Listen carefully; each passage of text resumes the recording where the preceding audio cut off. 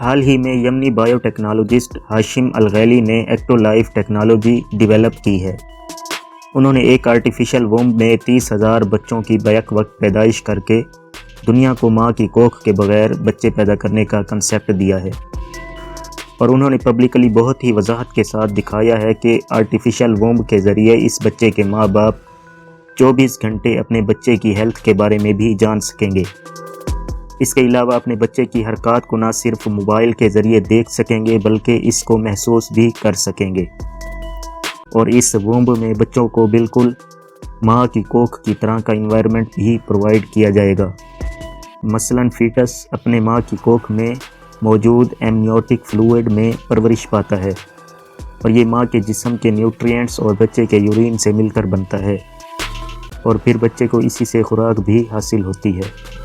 ان artificial وومب میں بھی اس طرح کا ماحول دیا جائے گا۔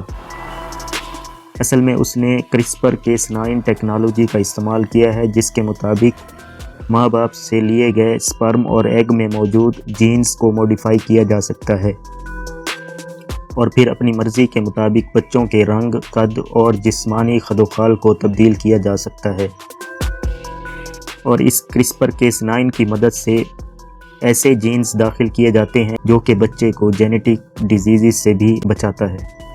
اور پھر ان جینز کو ایمبریو کے بننے کے دوران داخل کیا جاتا ہے۔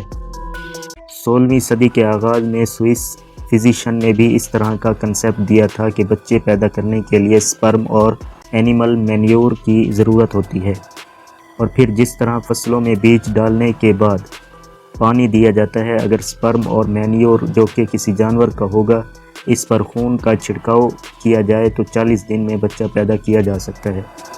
مگر اس وقت وہ لوگ صرف ماں کے پیٹ کو بچہ دانی سے زیادہ اہمیت نہیں دیتے تھے، مگر پھر بھی آرٹیفیشلی بچے پیدا کرنے کا کنسیپٹ بہت پرانا ہے۔ اس کے علاوہ بیشتر ہالی ووڈ فلموں میں بھی اسی طرح کا سالوں سے دکھایا جا رہا ہے۔ مثلاً میٹرکس فلم میں دکھایا گیا کہ کسی وجہ سے زمین پر نیوکلیئر جنگ چھڑ جاتی ہے اور سورج کی شعاعیں زمین پر نہیں پہنچ جاتی، جس سے انرجی کی قلت ہو جاتی ہے، اور اسی دوران سائنسدان کسی نہ ختم ہونے والی انرجی کو دریافت کرنے کی کوشش کرنے لگتے ہیں، اور پھر وہ مصنوعی بچوں کو لیبارٹریوں میں تیار کر کے ان کے جسموں کو پگھلا کر یا پھر ان کے دماغ سے پیدا ہونے والی 120 وولٹ کی انرجی کا استعمال کرتے ہیں، اور اس انرجی کو بائیو الیکٹریسٹی کا نام دیا گیا، اور اس طرح سے لاکھوں کی تعداد میں مصنوعی بچوں کو لیب میں تیار کیا جاتا ہے اور ان کے جسم کو پگھلا کر ان سے انرجی حاصل کی جاتی ہے۔ 2012 میں اینیمیٹڈ فلم میں بھی، جس کا نام آئی پیٹ گاٹ 2 ہے، میں دکھایا جاتا ہے کہ ایک بچہ کسی انڈے میں قید ہے اور پھر اس کی وہاں پر گروتھ کروائی جاتی ہے۔ اس کے ساتھ وہاں اس انڈے کے گرد سانپ لپٹا ہے، جو کہ انسان کے دشمن کی علامت ہے، اور ایک شیطانی آنکھ مسلسل بچے کی حرکات پر نظر رکھے ہوئے ہے۔ اصل میں اس فلم میں دجال کے آنے سے پہلے کے فتنوں میں سے ایک یہ فتنہ بھی دکھایا گیا ہے، مگر آج سے 12 سال پہلے جب انسان ایسا تصور بھی نہیں کر سکتا تھا کہ آرٹیفیشلی بچے پیدا کیے جا سکیں گے، تو انہوں نے فلموں میں اس کا کنسیپٹ دے دیا۔ اصل میں جب انسان نے خدا کے حکم کو چیلنج کیا ہے اور خدا کے قانون میں مداخلت کی ہے، وہ شیطانی طاقتوں کے اور فتنوں کے قریب ہوتا گیا ہے، اور ان میں سے ایک فتنہ آرٹیفیشل وومب ہے، کیونکہ اس کے ذریعے انسانوں میں یہ کنسیپٹ پیدا ہو رہا ہے کہ وہ خدا کی تخلیق سے بہتر تخلیق نعوذ باللہ کر سکتے ہیں،